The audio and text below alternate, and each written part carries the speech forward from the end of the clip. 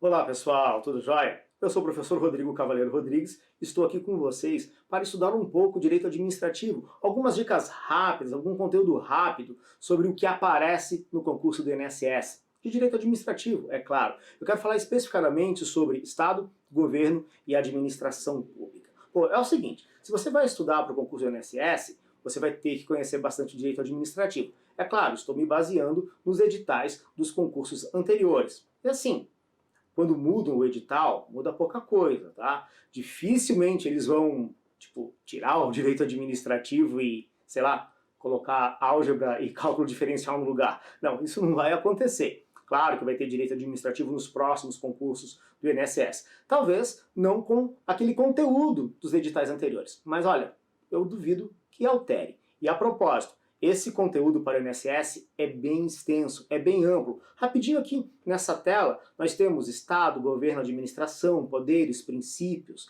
organização da administração, administração direta e indireta, poderes administrativos, agentes públicos, atos administrativos, processo administrativo, controle da administração, responsabilidade, improbidade, serviços públicos.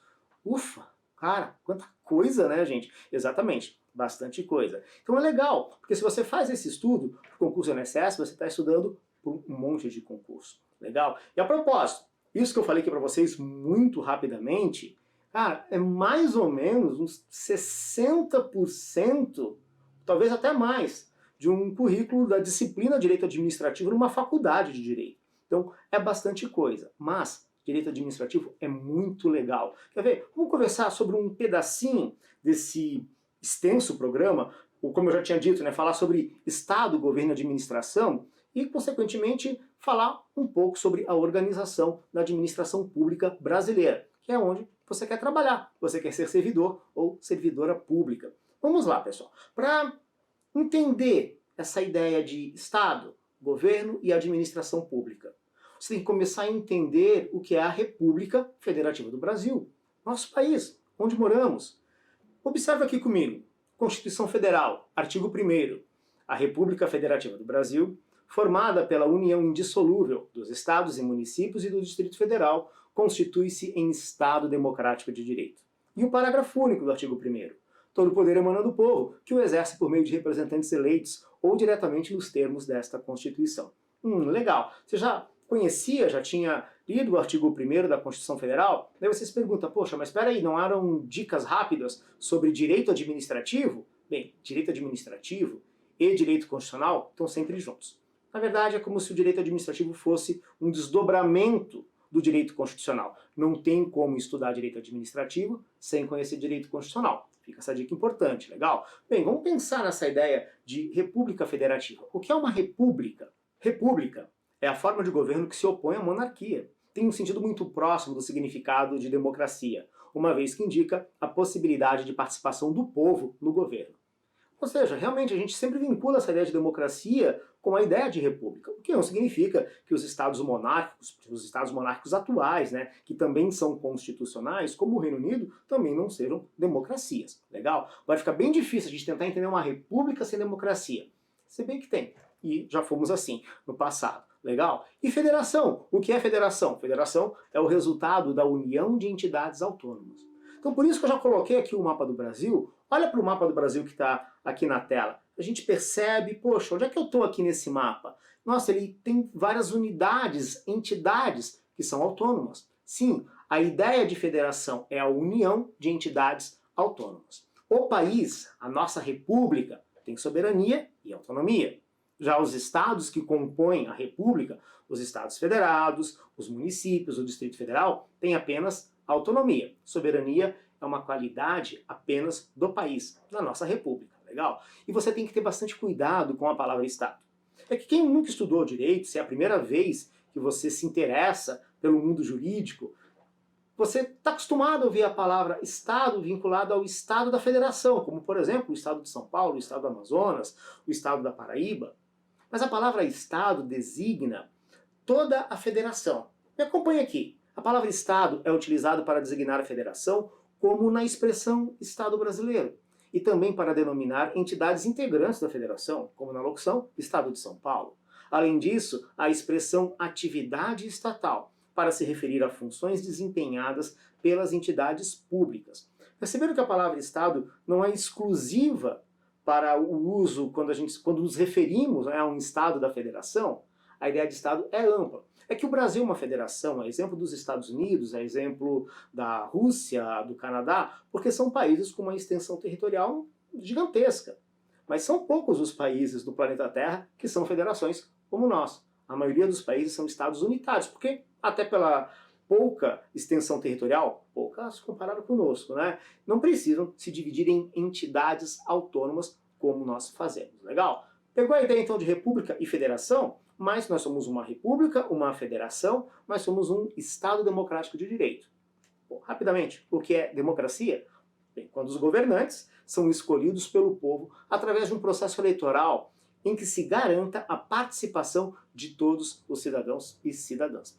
É claro, né, que, poxa, todos, tipo, é todo mundo mesmo, é que nesse caso a palavra cidadão e também a palavra cidadã, elas estão no seu sentido estrito, pessoas com direitos políticos.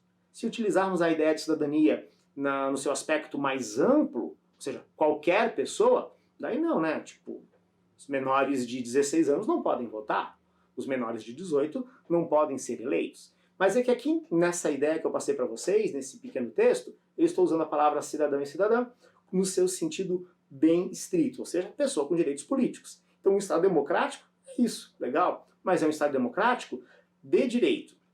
O que é que significa? Essas pessoas que nós escolhemos para serem os governantes, o que vai incluir os administradores, né, o poder executivo, o que inclui também os parlamentares, aqueles que criam as leis, essas normas jurídicas que organizam as entidades e órgãos públicos e que estabelecem condutas às pessoas físicas e jurídicas, públicas e privadas. O direito é isso, um conjunto de normas jurídicas que organiza o poder público, e daí você precisa estudar isso no direito administrativo, mas que também conduz, determina a conduta das pessoas físicas, jurídicas, públicas ou privadas. Legal, pessoal? Então essa é a base mínima para a gente começar a estudar, de fato, o direito administrativo. Mais detalhes sobre democracia, sobre república, sobre federação, fica para o direito constitucional. Bem, vamos continuar. Estado e governo. O que seria Estado? Já alertei, não podemos vincular a palavra Estado apenas ao Estado da Federação. Estado é uma ideia mais ampla. Me acompanha. O Estado é a organização política sobre a qual vive a humanidade moderna, caracterizado por ser a resultante de um povo vivendo em um território delimitado e governado por leis que se fundam num poder não sobrepujado por nenhum outro externamente e supremo internamente. Este conceito aqui, tá, ele inclusive nos traz os elementos essenciais do Estado, que são o povo, o território e o governo soberano. Há outros autores, como o Dawn de Abrodalarque, né, incluem um quarto elemento, a finalidade. Esses três aqui são os clássicos, né? Todos concordam com esses três elementos essenciais. Então entenda que a ideia de Estado é uma ideia jurídica. É uma ideia jurídica daquele povo que se organiza num determinado território e que se autogoverna. Porque se esse governo não for soberano, aquilo dali não é um Estado, é apenas a colônia de algum outro Estado, como nós fomos no passado, certo? Então, o Estado é uma ideia jurídica e importantíssima, porque é a forma como um povo se organiza politicamente em determinado território. Legal? Continuando aqui, pessoal, é muito importante estabelecer a distinção entre Estado e governo. Estado e governo não se confundem. Olha de novo aqui o mapa do Brasil. A ideia de Estado é permanente. Eu sei que o mapa do Brasil já foi diferente e nada impede que, sei lá, se altere no futuro. No entanto, para o mundo do direito, para o mundo jurídico, até porque nossa república é formada pela união indissolúvel dos estados, dos municípios e do Distrito Federal, então, para fins jurídicos, o Estado é permanente. Ou pelo menos ele tende a ser permanente. Apenas uma grande ruptura, que eu espero que nunca mais aconteça, poderia alterar essa configuração do Brasil, do nosso território. Então a ideia de Estado é permanente. Já a ideia de governo não. Necessariamente é transitória, necessariamente é temporária. Observa aqui comigo. Tem aqui com vocês as fotinhos, né, de todos os presidentes da República desde a redemocratização. Tá? Então, até o momento que eu estou gravando esse vídeo, né, em novembro de 2021. Temos aqui então Fernando Collor, Itamar Franco, Fernando Henrique Cardoso, Lula, Dilma, Temer e Bolsonaro. Todos eles eleitos pelo povo, né? Um outro aqui eleito como vice, né? Vocês devem conhecer a história recente do nosso país. Mas notem que governo é transitório. Eu, por exemplo, acreditem, eu votei em todas as eleições correspondentes a esses aqui que foram eleitos. Não votei em todos eles, mas participei desse processo eleitoral. Já tinha idade para votar lá em 1989. Legal, gente? Governos são transitórios, o Estado é permanente. Lembrem disso. Você que quer ser servidor, servidora, você vai servir ao Estado, que por sua vez serve a nós, o povo brasileiro. Você não vai ser servidor de um governo. Você não vai ser empregado do presidente da República. Legal? Vamos seguir então. Vamos seguir com a ideia de poder, governo e administração. Afinal, se eu falei que o Estado é a organização política, nós temos que entender que política é o estudo, de um lado, né, a ciência política, e a prática do exercício do poder, de outro lado. A propósito, se você quer estudar direito administrativo e também direito constitucional, você tem que entender que política é algo sério, tá? É um conceito técnico, a organização e o exercício do poder. Não é essa boboseira aí que aparece de vez em quando em um ou outro meio de comunicação. Legal? Política é algo bem sério. Vamos lá. Política está vinculada à ideia de poder.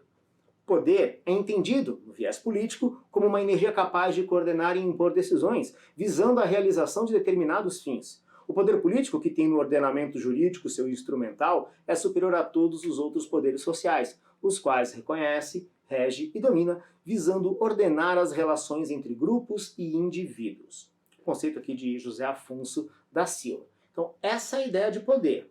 Da ideia de poder vem a ideia de funções do poder, e daí há uma certa confusão, tá? Mas a confusão mesmo vou deixar para o direito constitucional. Mas vamos falar muito rapidamente aqui que são os poderes, as funções do poder, para localizar onde é que está a função administrativa daqui a pouquinho.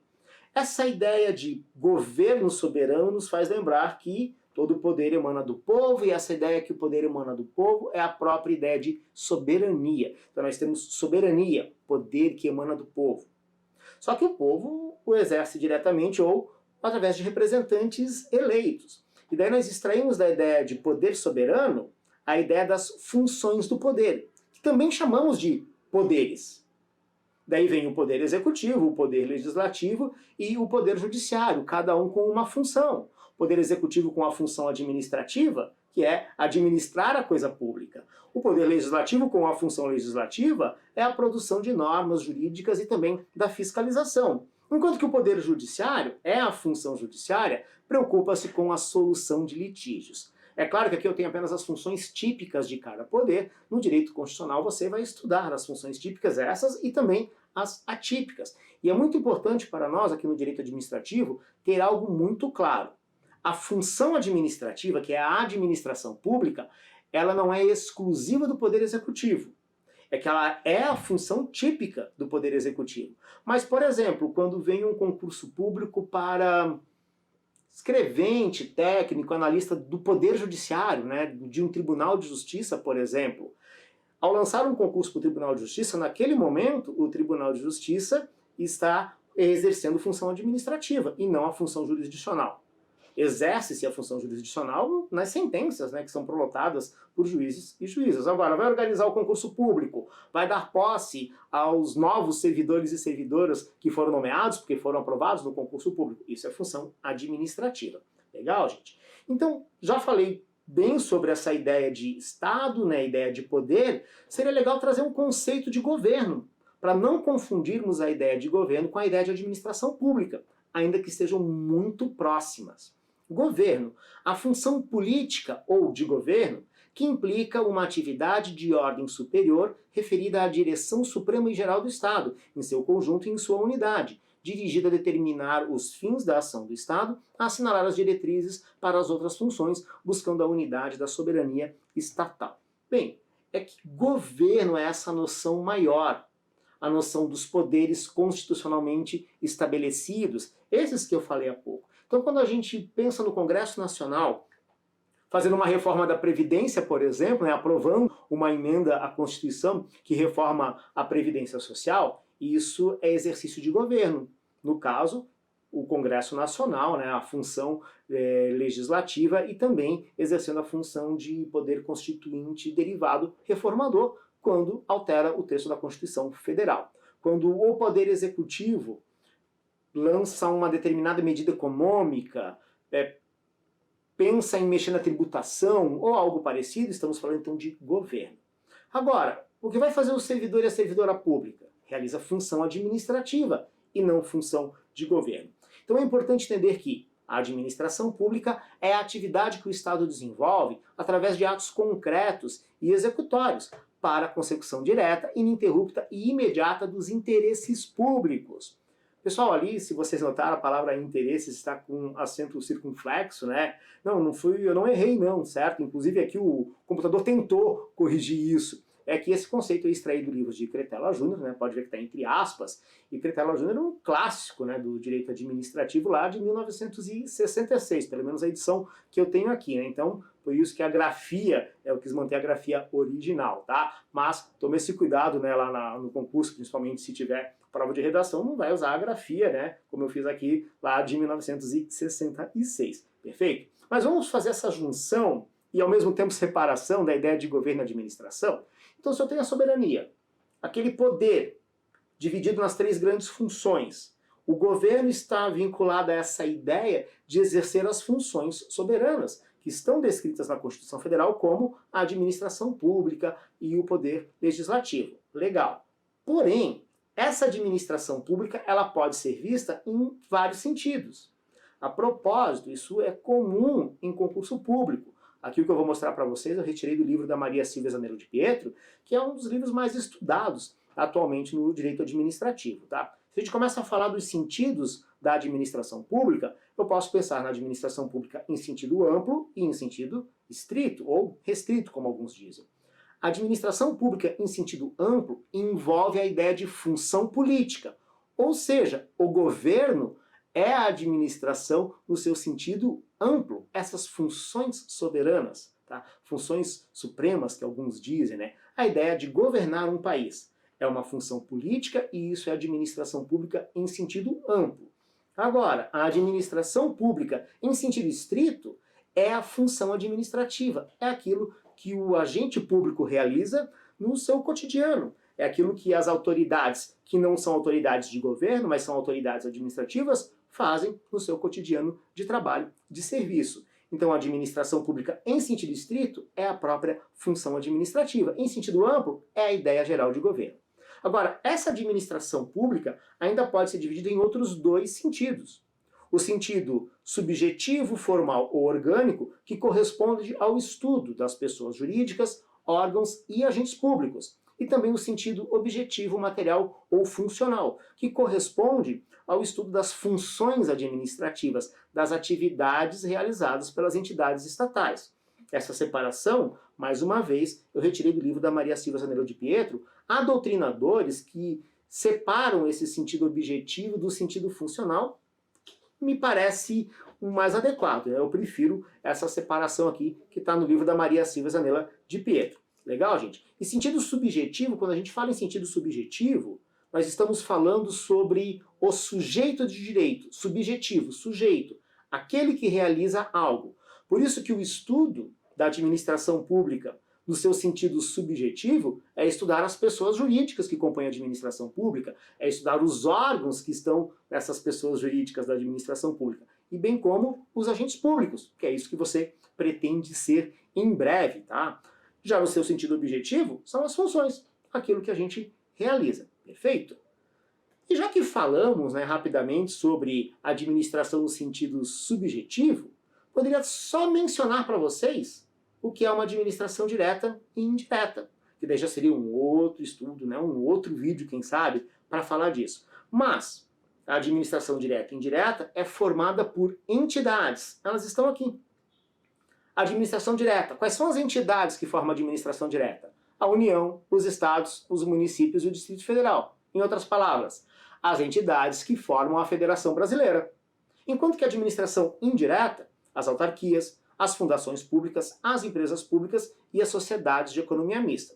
Ainda teria uma quinta entidade da administração indireta, os consórcios públicos, mas nem todo doutrinador cita isso. Mas se aparecer o consórcio público, as regras que você estudar e aplicar para autarquias vão servir para os consórcios públicos. Legal, gente? Propósito, onde é que está o INSS, o Instituto Nacional de Seguro Social? É uma autarquia federal, certo? Quem sabe no outro vídeo a gente conversa sobre isso. O que a gente fez agora então? Uma geral sobre a ideia de Estado, governo e administração pública, que é o início de um estudo para o concurso do INSS, da parte do direito administrativo, é claro. Valeu, pessoal. Um grande abraço, até um próximo encontro. Tchau, tchau.